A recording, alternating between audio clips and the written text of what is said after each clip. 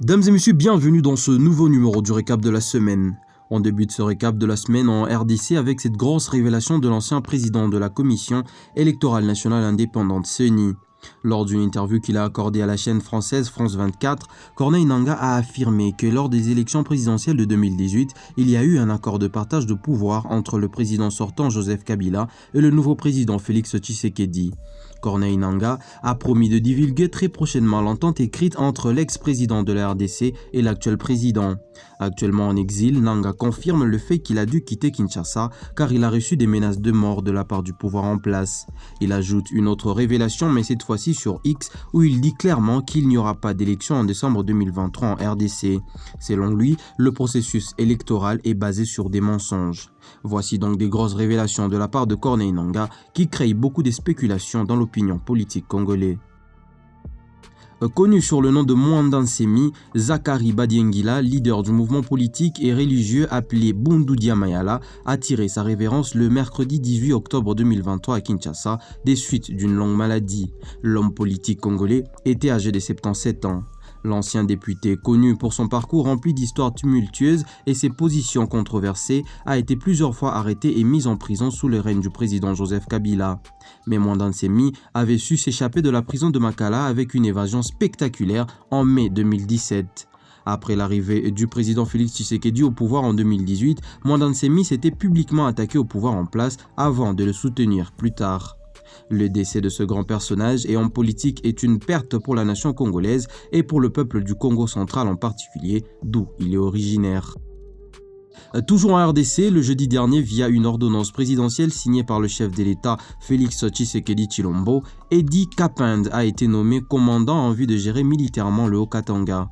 Pour rappel, Edi Kapende a été libéré en 2021 après 20 années passées en prison à la suite de l'accusation de l'assassinat du feu président de la République, Laurent Désiré Kabila. Ce dernier affirme depuis sa sortie de prison qu'il n'a jamais le sang de Mouzé Laurent Désiré Kabila sur ses mains. Toujours dans le cadre des nouvelles nominations au sein de l'armée congolaise sur ordonnance du chef de l'État depuis le jeudi dernier, le lieutenant-général Chiwewe Songesha Christian a été promu au rang de général d'armée des forces armées de la République démocratique du Congo. Cette nomination marque une ascension remarquable de cet officier de carrière. Pour rappel, en octobre 2022, Christian Chiwewe avait été nommé chef d'état-major des FARDC. Il avait occupé aussi par le passé le poste de commandant de la garde républicaine, qui est une unité spéciale chargée de la sécurité du chef de l'État. Cette nomination intervient dans un moment crucial pour la RDC qui est confronté à des défis sécuritaires majeurs. Le pays est aux prises avec l'activisme des groupes armés locaux et étrangers et une partie du territoire congolais est toujours sous l'emprise du M23. Dans la province du Nord Kivu en RDC, les opérateurs économiques du secteur pétrolier observent un arrêt de la fourniture des carburants depuis la fin de semaine sur toute l'étendue de la province. Selon les présidents de l'Association des pétroliers du Nord Kivu, cet arrêt de vente est l'exécution d'un préavis de grève adressé il y a quelques jours au ministère de l'économie. Les pétroliers exigent au gouvernement une nouvelle structure des prix des produits pétroliers ainsi que les paiements des pertes et manques à gagner qu'ils ont encaissés depuis septembre 2023. Et depuis le vendredi dernier, toutes les stations-service de la ville de Goma sont à l'arrêt, perturbant ainsi la vente de produits pétroliers et les prix de transport en commun. Et logiquement, chez les revendeurs, le prix est revu à la hausse. Cependant, les pétroliers confirment qu'en attendant la réaction du gouvernement, le peu de stock disponible auprès de certains pétroliers reste réservé à l'armée, étant donné que le Nord Kivu est une zone militairement opérationnelle. Et cette même situation est vécue dans l'ensemble du Grand Katanga. Au Gabon, le chef de l'État a fait un choix inhabituel qui a attiré l'attention à l'échelle nationale et internationale. Dans le but de se conformer à l'engagement pris devant le peuple gabonais lors de sa prestation de serment, le président de la transition, le général de brigade Brice Oligui Nguema, vient de prendre une décision pour le moins sans équivoque sur ses intentions. Dans un communiqué rendu public le mercredi 18 octobre, ce dernier a annoncé sa décision de renoncer à ses émoluments de président de la République. Ceci est un geste qui dénote de la volonté du numéro 1 gabonais de réduire de manière efficiente le train de vie de l'État longtemps alourdi par les privilèges octroyés aux personnalités occupant les plus hautes fonctions de l'État.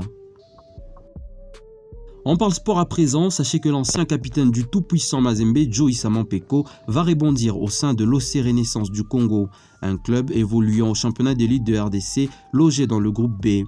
L'international congolais s'engage en homme libre avec la formation de Orange de la capitale après sa séparation à l'amiable avec le TP Mazembe. Issama Mpeko va apporter son expérience sur la ligne défensive de l'OC Rangers et sera entouré de beaucoup de jeunes coéquipiers. Ceci est une nouvelle qui a secoué le monde du football. Le joueur argentin Papu Gomez a été suspendu pour 2 ans de toute activité liée au football. Gomez a été testé positif à une substance interdite lors d'un contrôle effectué en novembre 2022, juste avant la Coupe du Monde au Qatar. Alors qu'il joue au FC Séville, son club et lui étaient au courant de cette situation, mais la sanction n'avait pas encore été prononcée. Actuellement à Monza en Italie, le milieu offensif de 35 ans pourrait bien voir sa carrière se terminer sur ce triste épisode.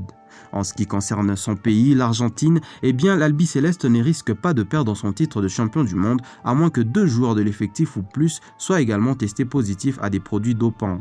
Pour sa défense, Papu Gomez dit s'être ingéré du sirop sans la consultation de son médecin.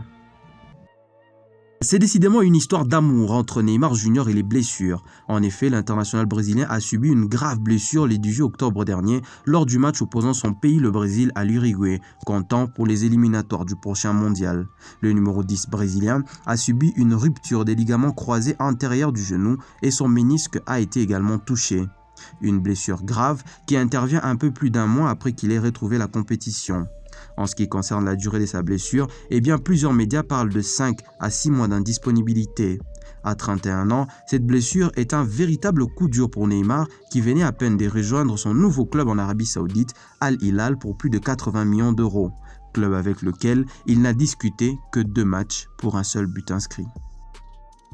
C'est déjà la fin de ce récap de la semaine. On se quitte avec les images de l'interview que nous avons réalisée avec le journaliste d'investigation congolais Gaylor Chamba qui s'est clairement exprimé sur sa vision politique. La vidéo est disponible sur la chaîne. On se dit au revoir, dames et messieurs, et on se retrouve la semaine prochaine.